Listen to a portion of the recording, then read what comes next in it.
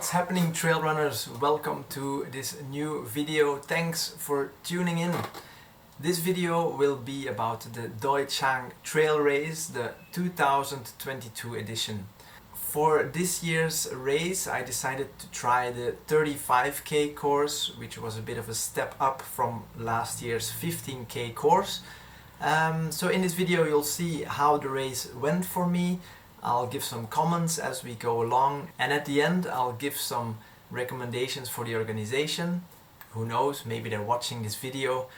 Just some pointers on how I think the race could even be better. So at the end of this video you'll have a good idea of what the race is like, whether it's maybe something that you would like to do and whether you should add it to next year's race calendar.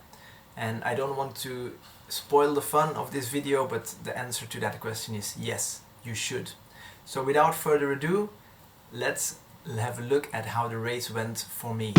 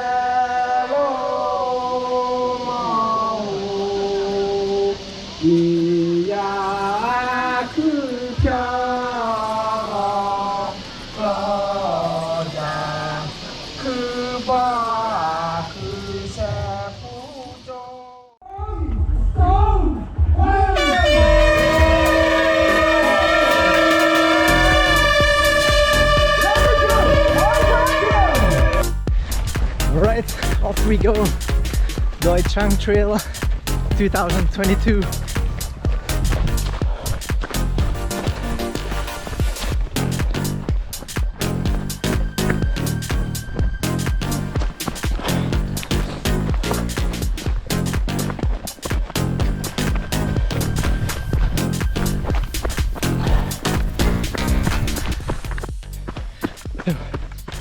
Going on the first downhill section.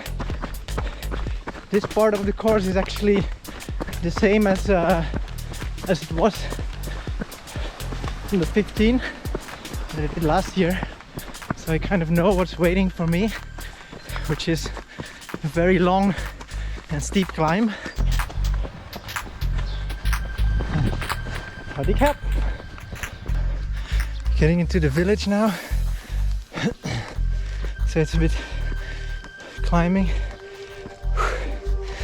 and then after the village, that's when the real beast is waiting.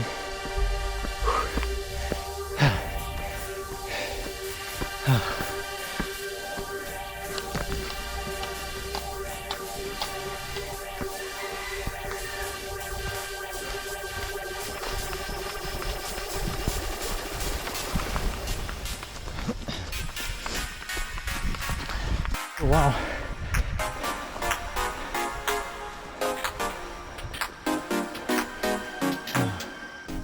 This is where the real work starts.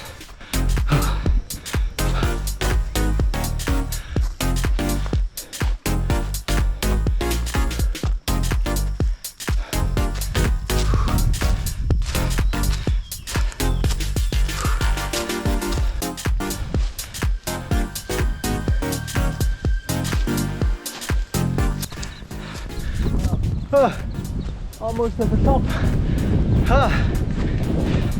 The nice cool breeze keeps you going. So yeah, after those climbs it was steep downhill, and that's where the first aid station was waiting for us. So I didn't film at the 8 stations because I did wanted to kind of keep the pace up and wanted to go as fast as I could. But yeah, nothing bad to say about the 8 stations. There were plenty of choices in terms of drinks and also some food. And yeah, really good organization overall. Maybe you've noticed throughout the video that there's like very clear signage, big arrows, so it's really impossible to get lost. So again, Doi Chang Race is a pretty small race, but the organization is really top-notch. So after the first 8 station, it was more downhill, steep downhills as well, and then yeah, the second climb.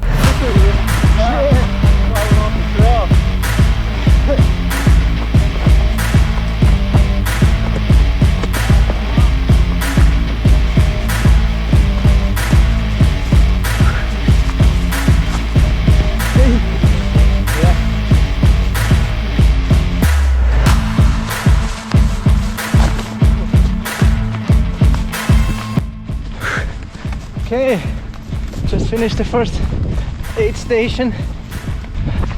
That's where we turn left. Kids course, go straight. Joking.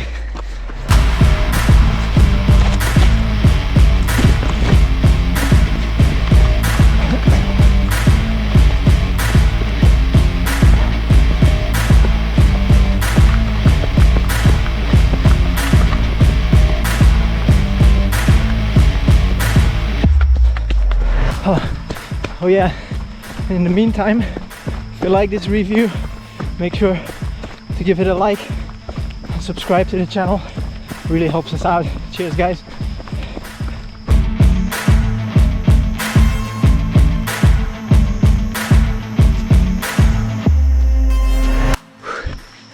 Okay, just started the second uphill, the middle one.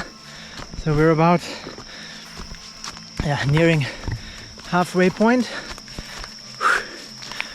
Yeah, still feeling pretty good. The trail so far, love it, really love it. And yeah, we're making good speed, so all good.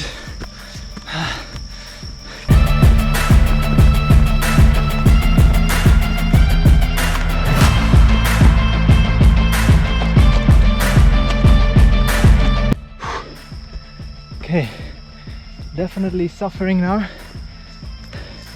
I hit my toe on a tree trunk. It hurts pretty badly, but yeah, still good to continue. It's a second climb, brutal again, but also again, look at that. The whole course was 35 kilometers, as I already mentioned, and there were 3 big climbs and descents. So yeah, pretty hard, because the first one is really, as I mentioned, a beast.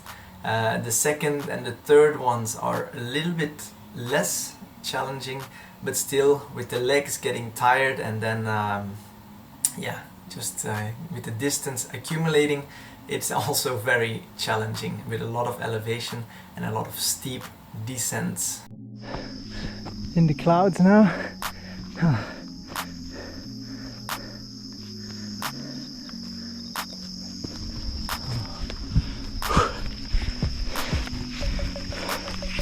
Okay, should have some more downhill now.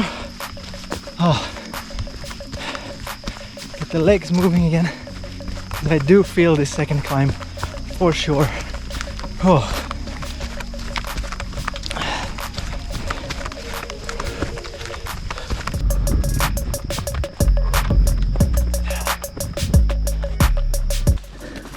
Well, Doi Chang is famous for its coffee, so you're only right to go through the plantation for a bit. Not the easiest thing to get through though. But see, even here no way you can get lost, clearly marked. So again, hats off to the organizers. I really love how well organized it is.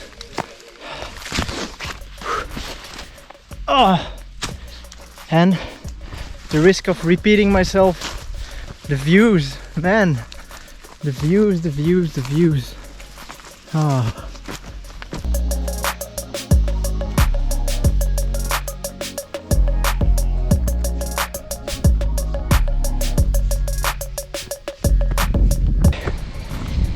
Third and final checkpoint is behind me. About 8 more kilometers to go. So yeah, we'll definitely make it. But yeah, one final push for the climb, then last stretch is downhill. My legs are really on the edge of cramping up, so it'll be interesting. I just hope that I can make it to the top of this climb, and as soon as I can run down, that should be fine. But fingers crossed. Whew.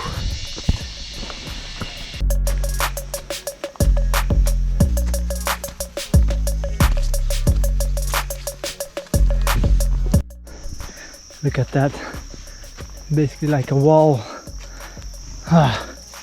But almost at the highest point, so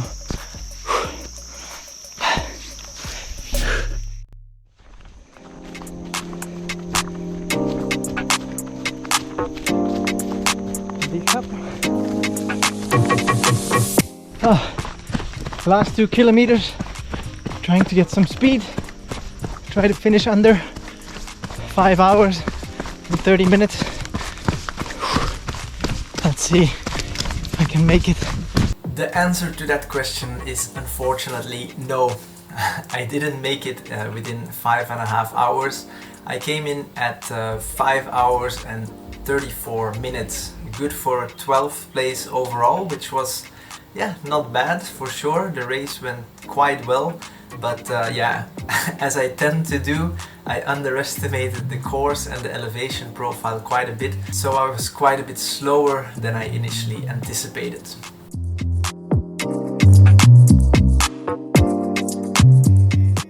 So what could the organizers improve? Not much, to be honest, because I want to repeat it, the organization is really top-notch and there's very few things to complain about. But the main thing that I find a bit confusing, and is also one of the reasons why I did not go for the 65k course, is their starting time. So the 15 and the 35k courses, they both have the starting time on Sunday morning, which makes perfect sense. But then the 65k, the departure, the start was at 10 p.m. on Saturday. So 10 p.m. means that it's already dark and that the runners are going to have to run through the night and actually going to be running in the dark for, yeah, big part of the course, and if you're fast, actually most of the time, which is really a pity because I don't want to keep repeating myself, but the course is super beautiful, the views are amazing. So yeah, I think it would be a better idea if the starting time of the 65k would be maybe in the very early hours of Sunday morning, Saturday night, you know, like 1 a.m., 2 a.m., 3 a.m.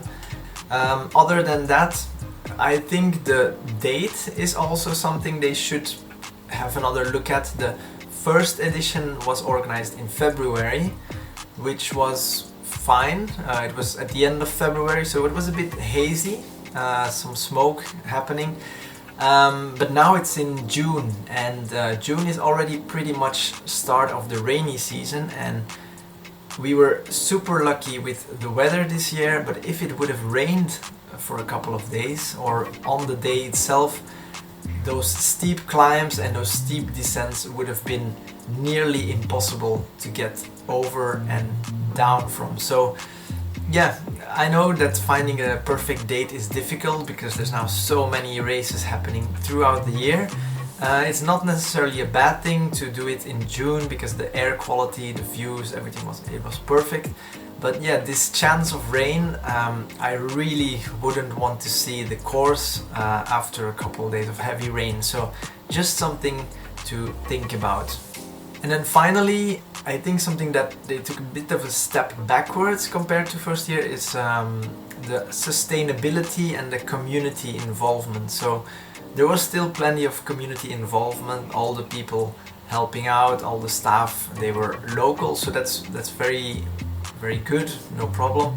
But mainly the post-race food, I found it very uninspired. It wasn't that great, to be honest, whereas last year it was some really delicious local specialties that you could choose from.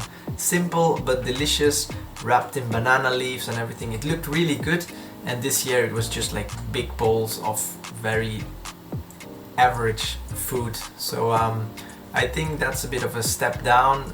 As a race that is definitely going to grow bigger, I think they should pay attention to these kind of things, you know, like waste reduction, using local products and so on. I think it's an important point to keep in mind going forward. But that's really all I have to say in terms of comments. Other than that, amazing job to the organizers. The route is absolutely beautiful. I suffered, but I had a really good time at the same time, and I will definitely be marking the dates in my calendar, and I will probably be there next year. I hope you liked the video. As always, if you did, make sure to like, subscribe, spread the word, spread the love. It's much appreciated, and see you for the next video. Thanks guys.